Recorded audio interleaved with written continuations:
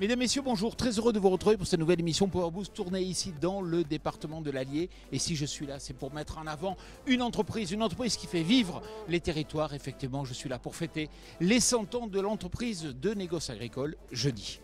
Top départ pour cette nouvelle émission Power Boost.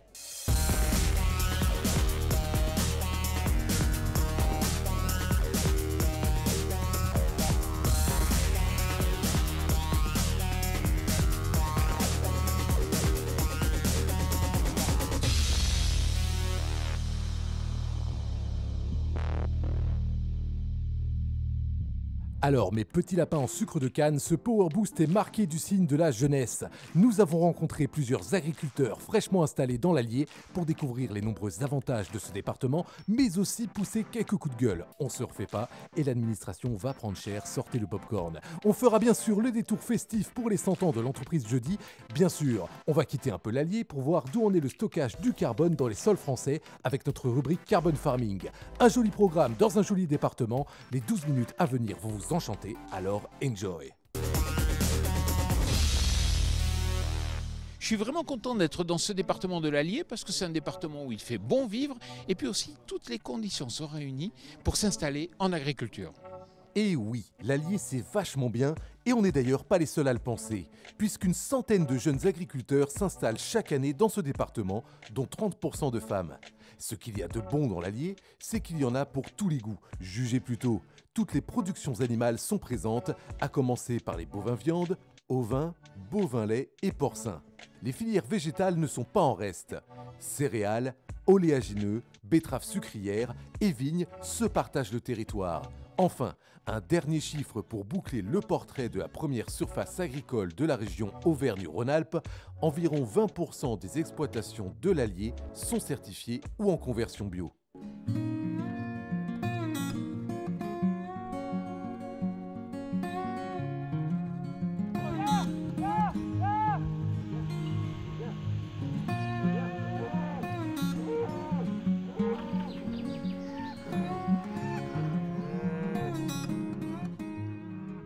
Oui, il fait bon de s'installer ici dans l'Allier. On est très bien desservi dans notre profession. On a les organismes collecteurs à la porte de chez nous. On a les marchands de matériel à la porte de chez nous. Et on a la chance aussi d'avoir des vétérinaires par rapport à d'autres régions à la porte de chez nous. En 2022, il y a eu 67 installations sur le département de l'Allier. Et le petit ressenti que j'ai sur les jeunes agriculteurs, il y a une bonne entente, une bonne convivialité et tout le monde s'entend très bien. Et ça travaille beaucoup maintenant, travaille en entraide pour arriver à s'en sortir.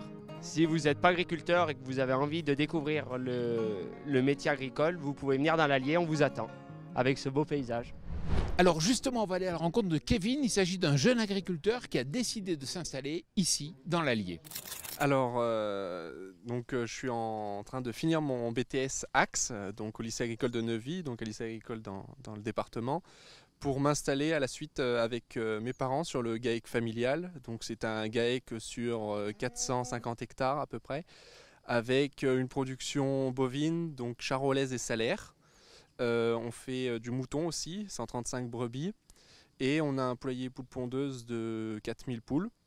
Et on fait une petite partie de culture, environ 110 hectares de culture. Voilà, et je veux m'installer sur cette exploitation.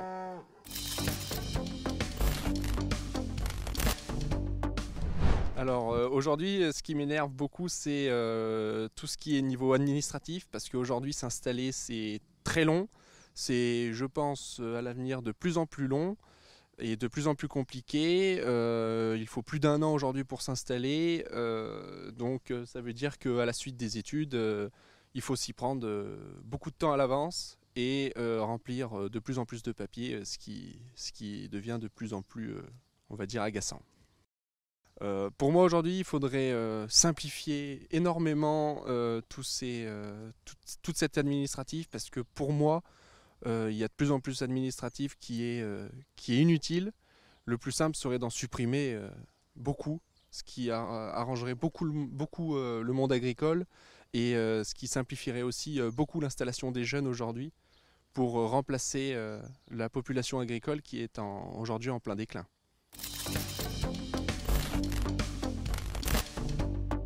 Il y aurait une chose simple à faire, ça serait que toutes les personnes qui travaillent dans des bureaux aujourd'hui, qui nous pondent des lois de plus en plus dures et de l'administratif de plus en plus dur, qui sortent de leur bureau et qui viennent nous aider sur le terrain, directement chez nous, pour voir la difficulté aujourd'hui qu'on a à faire notre boulot dans les champs et à faire l'administratif à côté qui nous prend de plus en plus de temps.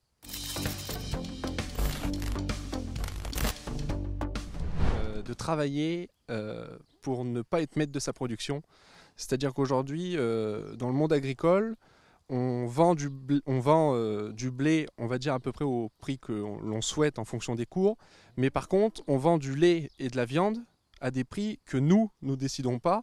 Et par rapport à des grandes surfaces, à des artisans ou tout autre corps de métier, on ne choisit pas nos prix de vente. Donc on n'est pas maître de notre production et ça, c'est quelque chose qui est très agaçant et qui pose, je pense, beaucoup de problèmes dans le monde agricole aujourd'hui.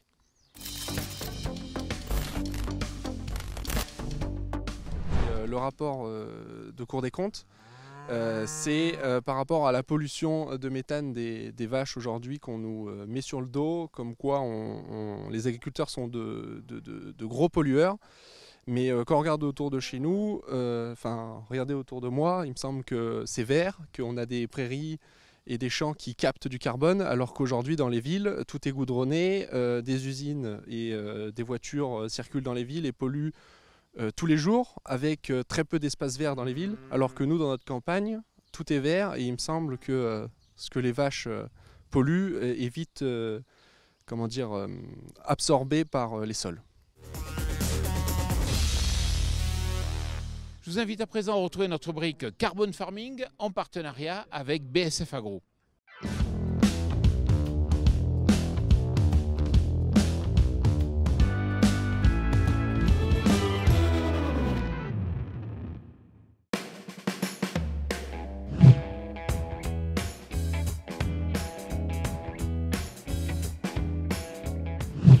« 4 pour 1000 ». Derrière cette accroche facile à retenir, on retrouve une initiative internationale lancée par la France lors de la COP21 en 2015, avec le postulat suivant: l'augmentation du stock de carbone dans les sols de 0,4%, soit 4 pour 1000, permettrait de compenser l'ensemble des émissions de gaz à effet de serre produits par la planète en un an. Pour cela, les chercheurs préconisaient notamment l'amélioration des techniques de fertilisation, la couverture permanente des sols et de l'agroforesterie. Mais, 7 ans après, cette stratégie est-elle toujours prépondérante ? Oui et non. Alors ce que nous dit par exemple la stratégie nationale bas carbone française, c'est que pour arriver à la neutralité carbone en 2050, il faut diviser par 6 nos émissions et multiplier par 2 les puits de carbone. Alors le stockage de carbone peut contribuer à l'atteinte de la neutralité carbone, mais pas tout seul. Ça ne peut être qu'un complément à l'effort de réduction de nos émissions. En France, est-ce que les différents indicateurs montrent que le carbone capté par les sols augmente effectivement ? Alors il y a 2 plutôt bonnes nouvelles. La première, c'est que en France, contrairement à ce qui se passe dans d'autres pays, la surface forestière augmente. Bon, c'est lié à la déprise agricole et les sols forestiers constituent des stocks de carbone plus importants que les sols de type grande culture. La deuxième petite bonne nouvelle, il semblerait que les sols de grande culture, après avoir perdu beaucoup de carbone, il semblerait dans certaines régions qu'il y ait une petite tendance au redressement qu'on expliquerait, c'est une hypothèse, par l'obligation des cultures intermédiaires. Alors c'était pour des raisons lutte contre la pollution des nitrates, mais il y a semble-t-il un petit effet bénéfique sur les stocks de carbone du sol qui commence à être perceptible. Oui, mais voilà, la quasi-totalité des pratiques stockant le plus de CO2 ont un surcoût pour les agriculteurs. Et cela explique pourquoi ils ne les adoptent pas spontanément. Est-ce que des solutions technologiques permettant d'obtenir de bons résultats à bas coût ne seraient pas un levier à valoriser ? Ce qui est certain, c'est que pour l'instant, ces solutions très techno, en général, elles ont un coût élevé. Beaucoup plus élevé, ramené à la tonne de CO2 capté, que les solutions dites basées sur la nature, telles que celles qu'on a évoquées précédemment, parce que les plantes travaillent gratuitement jusqu'à présent. On se retrouve très bientôt pour un nouvel épisode de Carbon Farming. Jour de fête au Montet dans l'Allier ce vendredi 26 mai. Par une belle journée ensoleillée, plus de 1000 personnes se sont donné rendez-vous pour fêter les 100 ans des ETS Jeudi. Une belle entreprise familiale au service de l'agriculture, fournissant aux agriculteurs tout ce dont ils ont besoin, des semences au carburant. Cette entreprise a su se diversifier et surtout créer des emplois pour faire vivre son territoire. Écoutons Raphaël Jeudi, qui en préside désormais la destinée depuis juillet 2022. Raphaël Jeudi, bonjour. Bonjour. Sacrée journée, c'est de l'émotion 100 ans. Qu'est-ce qu'il faut en tirer comme conclusion? C'est fabuleux. C'est fabuleux parce que c'est toute une entreprise, c'est toute une famille et c'est surtout des anciens qui nous regardent en haut du clocher, pas loin là, qui doivent être heureux, j'espère. Si on est là, c'est parce que vous représentez une entreprise où les décisions se prennent ici sur le territoire. C'est pas en Allemagne, c'est pas à New York, c'est pas une méga entreprise où on n'est plus capable de prendre des décisions. Ici, tout se décide au Montet. C'est pas faux. C'est une entreprise très locale où on a 68 salariés et 90% de nos gars sont à 10 km maximum de leur point de chute, quoi. Donc c'est très local et c'est un plaisir que ça le soit et que ça le reste. C'est vrai qu'il y a peu de groupes familiaux encore aujourd'hui en France, c'est étonnant. Il y a des groupes familiaux mais c'est restreint parce que quand on doit prendre une décision de vente, de se faire racheter, que le fils veuille reprendre, c'est pas toujours le cas. Aujourd'hui, vous êtes optimiste sur l'agriculture? Bien sûr que je suis optimiste, de toute façon d'être pessimiste ça sert à rien. Et je vais vous dire un truc, c'est dans les difficultés qu'on voit les plus d'opportunités, et ça c'est les optimistes. Et les pessimistes ils disent que c'est dans les opportunités qu'il y a le plus de difficultés. Et moi je vais retenir que l'agriculture, elle a encore 100 ans devant elle largement. Côté négoce, effectivement ça marche bien, et en même temps vous avez développé Boursagri. Tout à fait, Boursagri, c'est le clou du spectacle entre guillemets, parce que c'est la 100e année. Et du coup, on a eu l'idée de faire une plateforme digitale pour permettre aux agriculteurs de vendre leurs céréales en direct. Pas tout à fait en direct parce qu'on assume le paiement, on assume la garantie aussi de la qualité pour l'acheteur. Et ça fait un gros boom dès le départ et on est content d'avoir des clients fidèles. Merci à nos acheteurs, merci à nos agriculteurs Boursagri-Notes et c'est vrai que c'est chouette. Bon Raphaël, félicitations à toute la famille, félicitations à toi. Puis je crois qu'il faut que tu retournes à la fête. À bientôt, ciao. Et non, petit dernier clin d'œil. Merci à la Maison Jeudi parce que c'était une vraie équipe de rugby. Bon, à bientôt, ciao. Salut. Intéressant ce modèle d'entreprise familiale, ancré sur son territoire, créant services, emplois et valeur ajoutée à l'échelle de sa région. Un bel anniversaire dans la joie qui s'est poursuivi tard dans la soirée avec des débats, repas et musique en présence de nombreuses personnalités empreintes de valeurs liées au terroir. Citons par exemple le second de ligne Paul Gédrasiac de l'ASM Clermont-Auvergne ou l'ineffable ancien député Jean Lassalle qui n'a pas hésité à venir de sa vallée pyrénéenne d'Aspe pour partager ces moments de convivialité. Alors là, je vous ai trouvé des fous. Salut, comment tu t'appelles? Moi c'est Titi. Et toi? Et moi c'est Riton. Alors qu'est-ce que vous faites à part de péter les C15 dans des manifestations comme ici? Eh ben nous c'est la sottiserie. On a une page Facebook, Instagram, les réseaux sociaux.